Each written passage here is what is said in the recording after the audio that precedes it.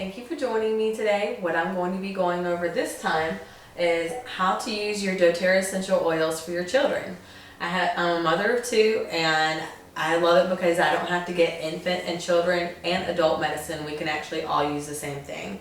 One thing that I'll always do and throughout the day is do the On Guard and the diffuser. It's the protective blend, so it's going to help with boosting up their immune system, and it makes your home smell great.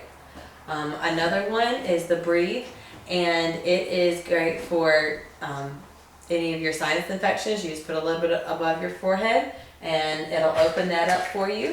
You can even put it in the diffuser too so that they can breathe. Peppermint, it's great for your fever. If you have a fever, you just put it on your spine and it'll go ahead and get that going down for you. It's really great for any digestive issues.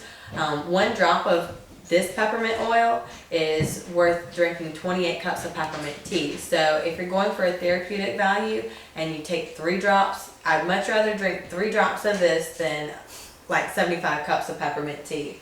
And if you can even put it in the shower, so if there's other companies that have little rubs that you put in the bottom of the shower, you drop them down there. Just put a couple of drops of this in the bottom of your shower and you'll open right on up.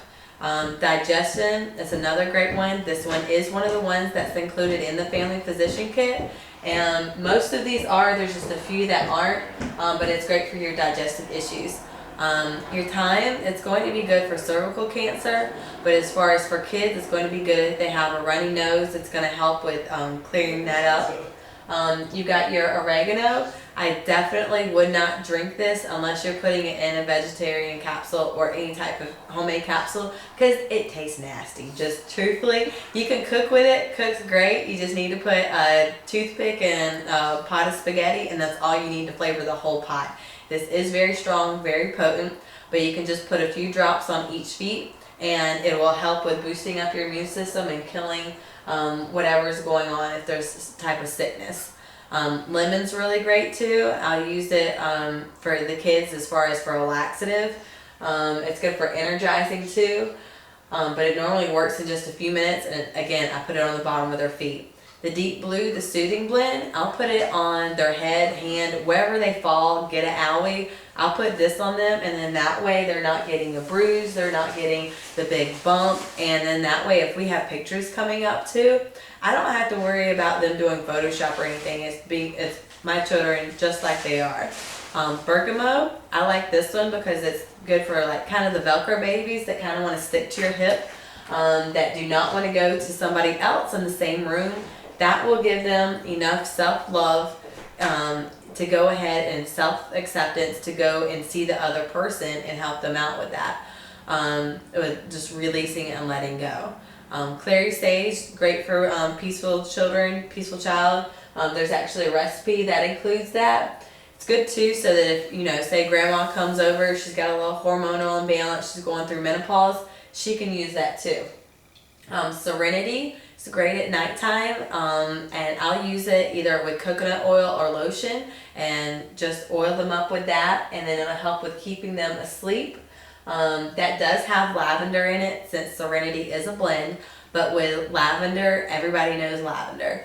But lavender, you can even use it as Neosporin, and it will help with healing those cuts and wounds. And lavender is even good for pain or a headache too.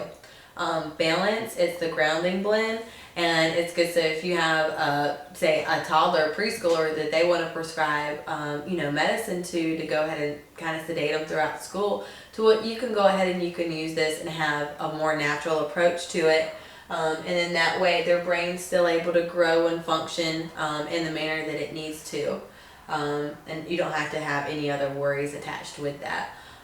Since these aren't toxic and you don't have to worry about overdosing your children on them.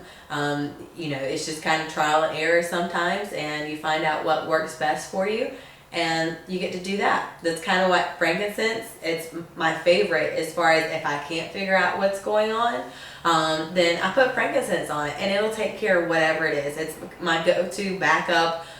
Or if I say I didn't have peppermint the other day, it wasn't close by at least, I just didn't want to go out to the car to get it.